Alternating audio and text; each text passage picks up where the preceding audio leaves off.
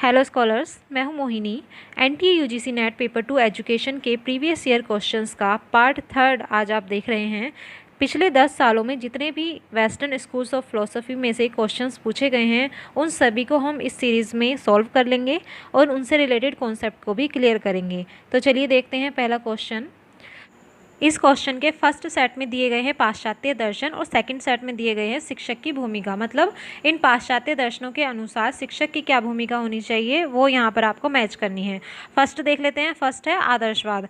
आदर्शवाद के अनुसार शिक्षक ऐसा होना चाहिए जो बच्चों के सामने एक आदर्श के रूप में प्रस्तुत हो सके और बच्चे उसका अनुकरण करके स्वयं को उसके जैसा बना सके। ठीक है, जब टीचर आदर्श होगा तभी बच्चे भी आदर्श बनेंगे, मतलब के सदाचारी बनेंगे। ये मानना है आदर्शवाद का। तो यहाँ पर देखिए थर्ड ऑप्शन जो है वो बिल्कुल सही होगा आदर्शवाद के लिए, तो इसे हम थर्ड से मिला देते हैं, अनुकरणीय आदर्श व्यक्ति। यहाँ ऑप्शन में चेक करते हैं कि ए के लिए कौन थर्ड किस ऑप्शन में बताया गया है। यहाँ जो सेकंड ऑप्शन है उसमें देखिए ए का थर्ड। ठीक है, तो यहाँ पर आप सिंपली आंसर टिक कर सकते हैं क्योंकि बाकी के तीनों ऑप्शंस में ये नहीं दिया गया है। ठीक है, तो फिर भी आगे के हम लोग पाश्चात्य दर्शनों को देख लेते हैं। सेकंड है यथार्थवाद। यथार्थवाद के अनुसार शिक्षक की कैसी भूमिका होनी चाहिए? ज्ञान संचरण करने की।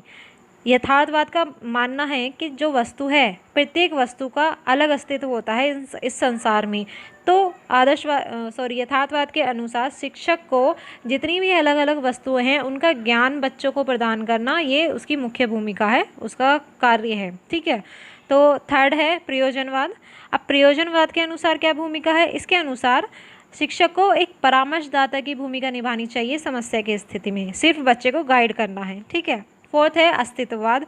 अस्तित्ववाद के अनुसार आत्म अनुभूति के पथ पर प्रत्येक छात्र छात्रा को व्यक्तिगत रूप से सहायता प्रदान करना। यहाँ पर आ रहा है ना व्यक्तिगत रूप से, क्योंकि अस्तित्ववादी मानव के अस्तित्व को स्वीकार करते हैं, मानव की उपयोगिता, मानव का अस्तित्व और मानव के लिए जो भी चीज़ें सहायक होती हैं उसमें ये उन चीज़ों पर ये बल देता है।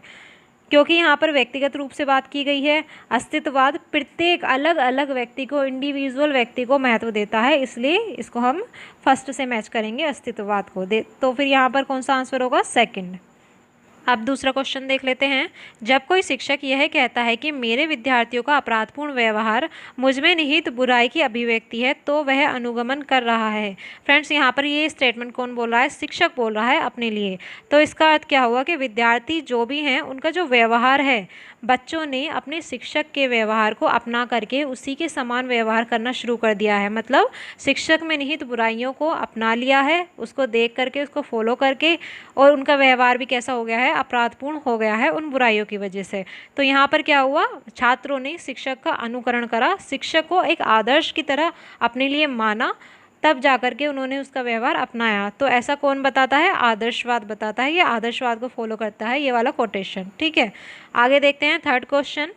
विचारों की समस्त पद्धतियाँ उनके परिणामों द्वारा सत्यापित होती हैं, यह किस दर्शन का मूल है? आदर्शवाद, क्षणभंगुरवाद, उपयोगितावाद या फिर यथार्थवाद?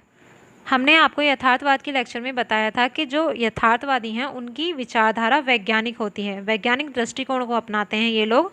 तो इसलिए विज्ञान के अंतर्गत हम किसके आधार पर चीज़ों पर विश्वास करते हैं या उन्हें सत्य मानते हैं? जब हमें उनके परिणाम प्राप्त हो जाते हैं या फिर तर्क के आधार पर। इन दो चीज़ों के आधार पर हम किसी भी चीज़ को सत्य मानते हैं। तो यहाँ पर भी यही कहा गया है कि विचारों की समस्त पद्धतियाँ उनके परिणामों द्वारा सत्यापित होती हैं।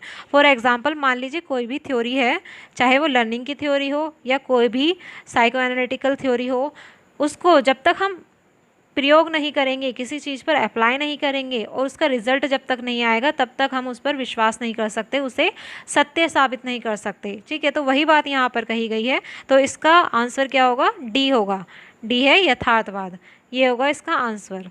नेक्स्ट देखते हैं। शब्दों की बजाय वस्तुएं जैसी हैं और जैसी वे जीवन में सम्मुख हो सकती हैं, यह नारा किसका है? फ्रेंड्स, यहाँ पर इस कोटेशन से साफ जाहिर हो रहा है कि शब्दों की बजाय ये किस पर जोर दे रहे हैं? सम्मुख जो हमारे चीज़ें हैं जिन्हें हम प्रत्यक्ष रूप से देख रहे हैं वही चीज़ें सत्य हैं, बजाय उनके जो हम शब्दों से उन वस्तुओं का व्याख्यान कर रहे हैं उसके बजाय जब हम उन्हें सामने देखते हैं वो चीज़ें ज़्यादा सत्य होती हैं। तो ऐसा किसका मानना है? यथार्थवादियों का। ठीक है, आगे देखते हैं। फिफ्थ क्वेश्चन है, पूर्व अस्तित्व मूल्यों को किसके द्वारा स्वीकृत नहीं किया गया है? पूर्व अस्तित्व मूल्य यानी कि पहले से ही जो मूल्य चले आ रहे हैं या निर्धारित हैं, उनको किसके द्वारा स्वीकृत नहीं किया गया है? उपयोगितावादी या फिर प्रयोजनवादी क्या मानते हैं कि मानव की जो उपयोगिता है वो बदलती रहती हैं और उसी के अनुसार उनके मूल्य भी बदलते रहते हैं, तो इसीलिए ये पहले से ही अस्तित्व में जो चले आ रहे हैं मूल्य उनमें विश्वास नहीं करते।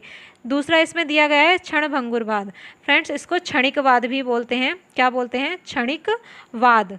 बुक्स में आपको क्षणिकवाद के नाम से मिलेगा, जबकि एग्जाम में क्षणभंगुरवाद के नाम से ये आने लगा है, तो इसलिए ध्यान रखिएगा, कंफ्यूज होने की ज़रूरत नहीं है। इसका अर्थ होता है कि कोई भी वस्तु क्षण भर के लिए होती है, वो परमानेंट नहीं होती है, उसका जो रूप है वो परिवर्तनशील है।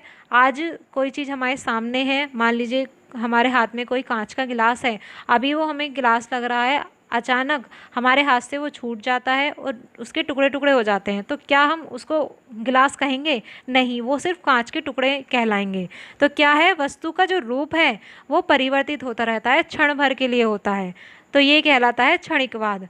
तो इनके अनुसार भी मूल्य कैसे होते हैं? परिवर्तनशील होते हैं। जिस तरीके से मानव का भी रूप बदलता रहता है, उसके विचार बदलते रहते हैं, इसी प्रकार से उसके मूल्य भी बदलते रहते हैं। तो पहले से ही निर्धारित मूल्य को इन्होंने स्वीकार नहीं किया है। तो आंसर इसका क्या होगा? फोर्थ होगा, उपयोगितावादी और क्षणभंगुरवादी। नेक्स्ट क्वेश्चन देखते हैं, नंबर 6, यहाँ पर इंग्लिश में है। नंबर 6 क्वेश्चन है, निम्नलिखित कथनों का कौन सा समुच्चय प्रकृतिवादी रुख से संबंधित है? यानी कि प्रकृतिवादी विचारधारा को कौन सा स्टेटमेंट फॉलो करते हैं, वो यहाँ पर बताना है। पहला स्टेटमेंट है, संग्रहालय तथा चिड़ियाघर प्रकृति के विषय में लोगों को सीखने की ओर प्रवृत्त करते हैं। सेकंड ऑप्शन है सेकंड स्टेटमेंट है, जीवन अनंततः प्रकृति के नियमों से संचालित होता है। सी है, शिक्षा का लक्ष्य किसी बच्चे को उसके लक्ष्य की प्राप्ति में सहायता करना है। और डी है, विज्ञान अधिगम के प्रवेश द्वार हैं। फ्रेंड्स, जो प्रकृतिवादी है वो प्रकृति के नियमों को संचालित करने पर ज़्यादा जोर देता है। जिस प्रकार से प्रकृति है, प्रकृति के जो नियम हैं उसी के अनुसार बच्चे का विकास होना चाहिए, ये मानना है प्रकृतिवादियों का।